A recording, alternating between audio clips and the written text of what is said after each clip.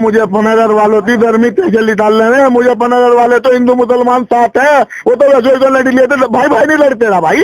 Business का, कारोबार का मुद्दा होना चाहिए, ये सब नहीं मुद्दे होने चाहिए कि किसी ने बोल दिया कि मैं इसको ठंडा कर दूंगा, गर्म कर दूंगा, ये कोई मुद्दे नहीं है। अब योगी के तीजी भाषण पे मुसलमान भड़कने वाला नहीं है, हमने उसे यूवैसी टूटे जाए आना पड़ी भाई आते तो हम आम जनता है, हमें चाहिए विकास और विश्वास, और वो बीजेपी में हमें कहीं किसी तरह से मिला नहीं है। बुढ़ाना विधानसभा का कस्बा शाहपुर है, हम यहाँ मौजूद है, फोंदा कुरैशी सभासद है, उनके साथ यहाँ कुछ लोग हुक्का गुड़गुड़ा रहे थे, तो देखने में आया यहाँ लड्डू रखे हुए हैं। जब पता किया गया यहाँ से कि लड्डू क्यों बांटे जा रहे हैं, तो अभी मतगणना में 10 दिन है और जब मतगणना खुलेगी तो 40 दिन का वक्त है। लेकिन यहाँ राजपाल बालियान जो राष्ट्रीय लोकदल और समाजवादी पार्टी के कैंडिडेट हैं, उनकी जीत की खुशी में बताया जा रहा है कि लड्डू अभी से बट रहे हैं। क्या जीत का समीकरण, सब शुरुआत फोन मेंबर से करेंगे, किस तरह देख रहे हैं लड्डू बांटे जा रहे हैं कि राजपाल बालियान की जीत होने जा रही है अभी से? जी ये तो दिवालियों में त्यौहार आ रही, त्याना चौधरी साहब का बीत बोल ली राजपाल बालियान के लिए, तो एक तरफा जीत हो रही। और हम तो इन्हें याद देने बेईमानना भी चाहे इतना ही कर लो, जब भी जीत रहे भाई हम तो इंशाल्लाह, अल्लाह ने चाहा, चौधरी साहब ने सही साथ दिया तो हम बहुत वोटों से जीत रहे, कम से कम 50-60 हजार वोटों से जीतते ने। और अभी तो मैंने तो लड्डू बांटने शुरू कर दिए राजपाल बालियान जी से जीतते लियो। नहीं तो अभी आपने कहा कि बेईमाना हो सकता है, क्या आशंका क्या? भाई तुम तो थोड़ा बेईमान हुए तुम्हें कम नहीं पता था, तुम पत्रकार हो, मेरे को ज्यादा तुम जानो। हमारी बात तो कितने अन्याय हो पूरा जिला देख रहा, 3-3 मुकदमे हुए झूठे हमारे खिलाफ, उसके साथ भी हम जिंदा है यहाँ। अन्य में तो भरवाने थे, काम कर देते उन्होंने भाजपा वालों ने। तो भाई तो ये हमारे साथ एक नौजवान साथी है, तुम बताओ 2022 का इलेक्शन है, बुढ़ाना विधानसभा पे सपा रालोद का कैंडिडेट भी है राजपाल बालियान, भाजपा भी उमेश मलिक को लड़ा रही है, बसपा भी एक हाजी अनीस है, किसको चुनोगे और क्या तुम्हारे मुद्दे रहेंगे? हमारा जो रहेगा ज्यादातर राजपाल बालियान जी के लिए रहेगा, और हम जो चाहते हैं कि विकास के ऊपर राजनीति हो, ना कि भेदभाव के ऊपर हो। हमें भेदभाव वाली सरकार बिल्कुल नहीं चाहिए। विकास तो योगी सरकार कहती है कि हमने बहुत सारा विकास किया। क्या विकास किया?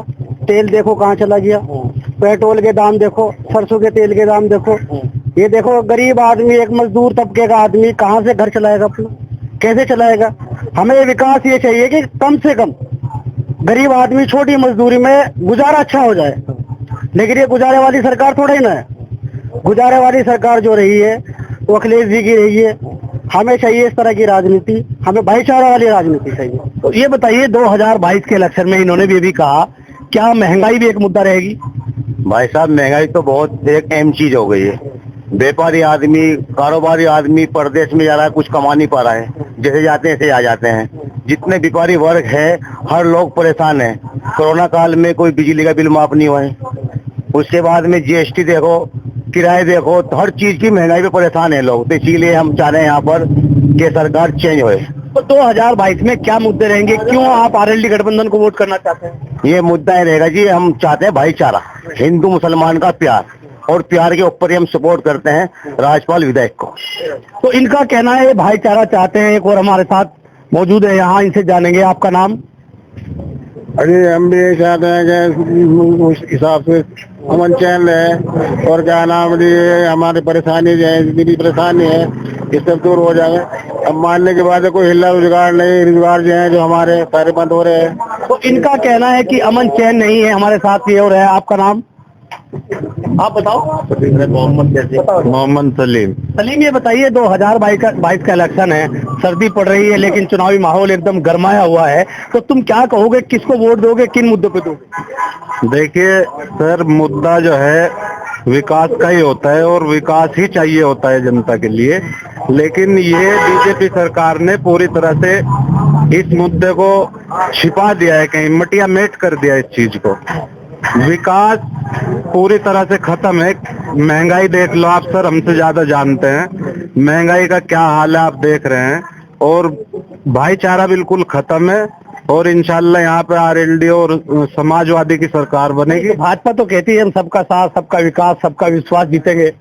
अब ये तो सर देखिए, आप हमसे ज्यादा जानते हैं सबका साथ और सबका विकास आप भी देख रहे हैं किस तरह से किया है। जितना समाजवादी ने अखिलेश जी की सरकार में काम किए थे, वो सबका फीता काट रही है बीजेपी सरकार, और श्रेय ले रही है खुद। और भ्रष्टाचार की कितनी लंबी लिस्ट है ये आप भी जानते हैं। पूरा देश बेच चुकी है सरकार, और बचा कुचा जो भाईचारा था इस देश में वो भी लगभग खत्म हो चुका है।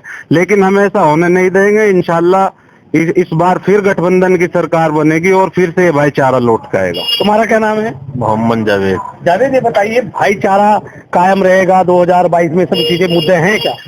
भाई मेरे को इधर आ जाओ, तुम्हें नहीं पता। सबको नहीं पता। एक और युवा साथी है, नौजवान है, तुम्हारा क्या नाम है? सावेद जी। सावेद जी, बताओ 2022 में क्या माहौल है? शाहपुर में किसको वोट करेंगे लोग? राजपाल को सपोर्ट करेंगे जी। उसकी वजह? उसकी वजह ये है जी, क्या नाम, पेट्रोल देख लो आप कहाँ पे जाली है, और गैस देख लो सीएनजी कहाँ पे जाली है, तेल देख लो आप कहाँ पे जाली है। मतलब कुल मिला के हर चीज में बढ़ोतरी है, महंगाई। तो इस वजह से हम राजपाल को सपोर्ट करेंगे, ये सरकार चेंज करने राजपाल को सपोर्ट करके और ये बीजेपी को नीचे उतारेंगे। तो ये हमारे साथ है, क्या नाम है आपका? मोहम्मद खालिद। खालिद जी, बताइए 2022 के इलेक्शन में क्या आपके मुद्दे रहेंगे? किन मुद्दों को लेकर के आप वोट करेंगे?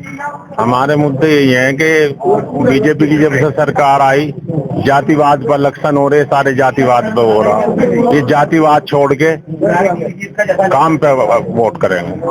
जातिवाद छोड़ के काम पे वोट करेंगे। हमारे साथ है लड्डू खा रहे हो, ये बताओ क्या माहौल है, क्या 2022 के इलेक्शन में रहेगा? माहौल तो जी सबको पता है, गठबंधन का माहौल है। हर तरीके के यहाँ गठबंधन की जीत होने जा रही है।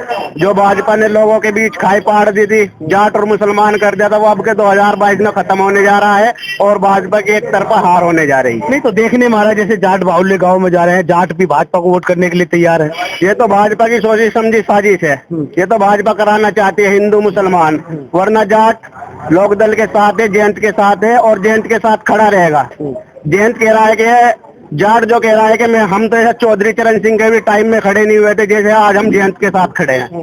ये तो खाली भाजपा का एक प्रोपगंडा है, लोगों को बहलाने और फुसलाने का।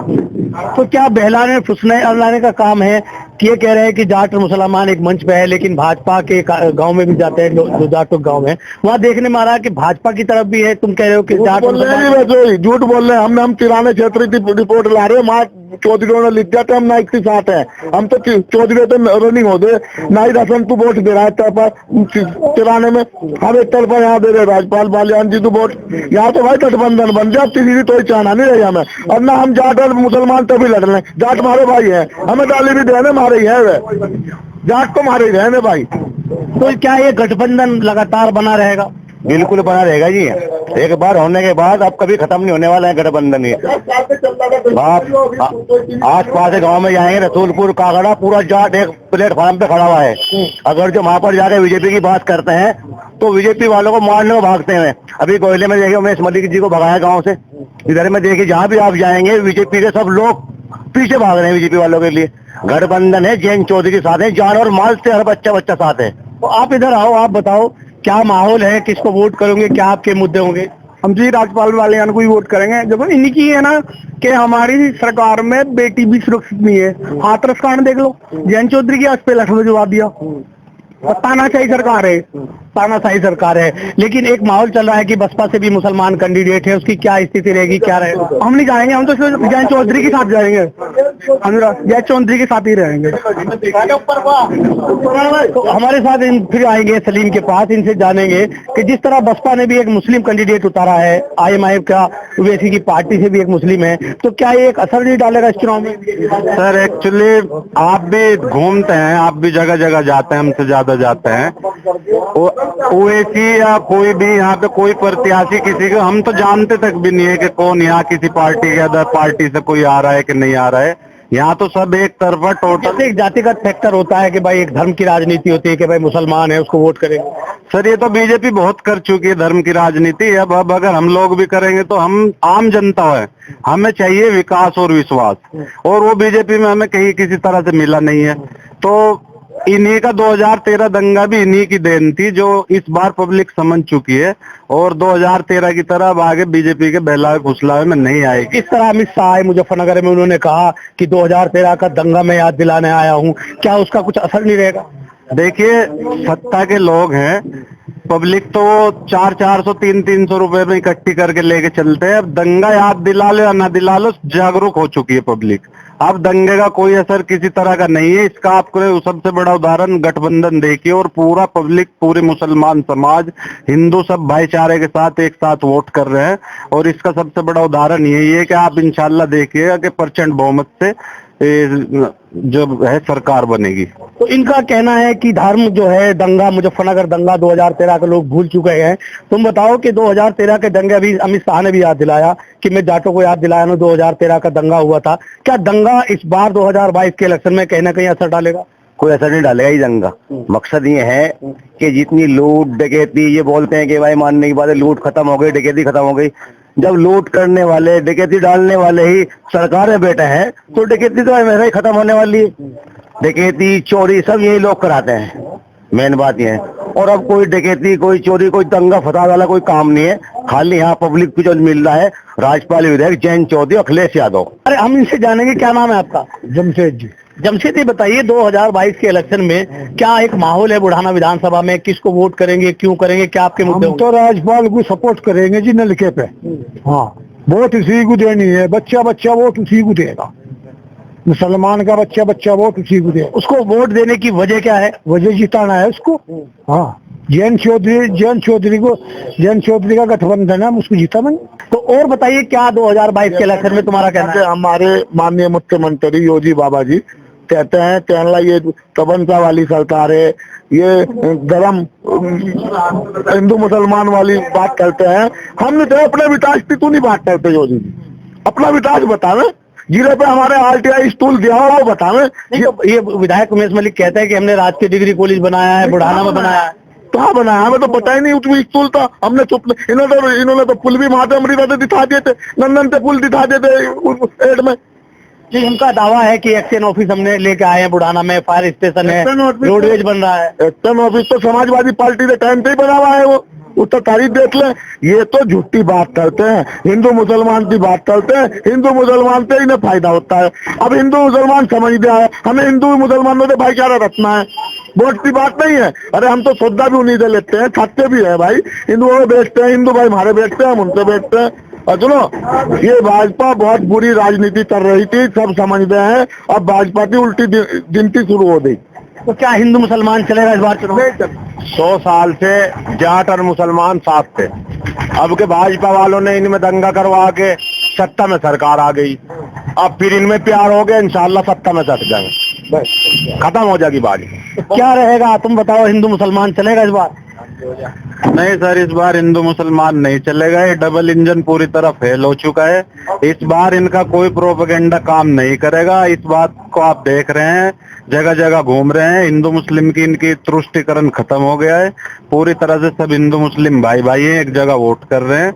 इंशाल्लाह आपको 10 तारीख को इसका पूरा तरीके से उदाहरण भी मिल जाएगा। नहीं, तो आप कह रहे हैं कि हिंदू मुस्लिम नहीं है, योगी जी तो दावा कर रहे हैं कि 80-20 के बीच का मुकाबला है। ऐसा है, फिसियाई बिल्ली खंबा नोट के अब योगी जी फिसियाई हो रही है। वो सोच रहे मुसलमान मुझे तुझ कहते हैं, भाई हम तो बाबा थे, हमारा भगवान भी है मुसलमान, हम उत्तर तुझ नहीं करते, पर वोट हम नलते पे वाले में और बात ले जी तो मुख्यमंत्री बना मैंने। अब योगी थे तीसरी भाषण पे मुसलमान भड़कने वाला नहीं है। हमने उसे यूवेसी तू तेजा आना पड़ी है भाई, आते यूवेसी उसे भी तेजा हमने आज नहीं से बचपन से आ रहा भाई, आना पड़ी है।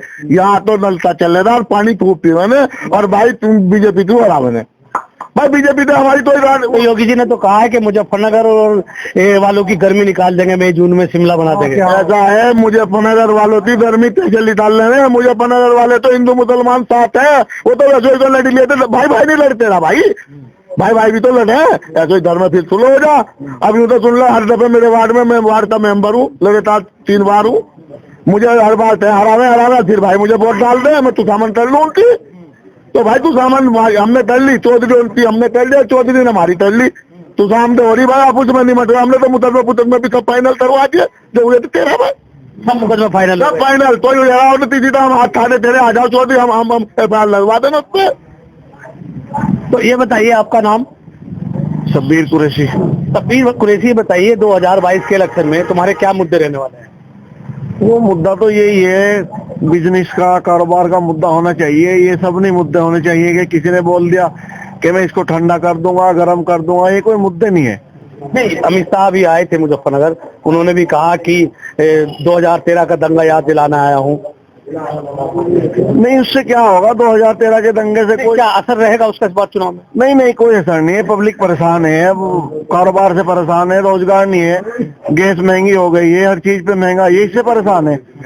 अभी ये सब मुद्दे जो है ना चलने वाले नहीं है, कोई फायदा नहीं है इन मुद्दों से। कोई फायदा नहीं। नहीं, अब हिंदू मुसलमान एक हो गए वोट करेगा। तो बुढ़ाना विधानसभा पे क्या एक माहौल है, कौन जीतेगा कौन हारेगा? यहाँ पे तो गठबंधन का ही माहौल है और राष्ट्रीय लोकदल जीत रही है।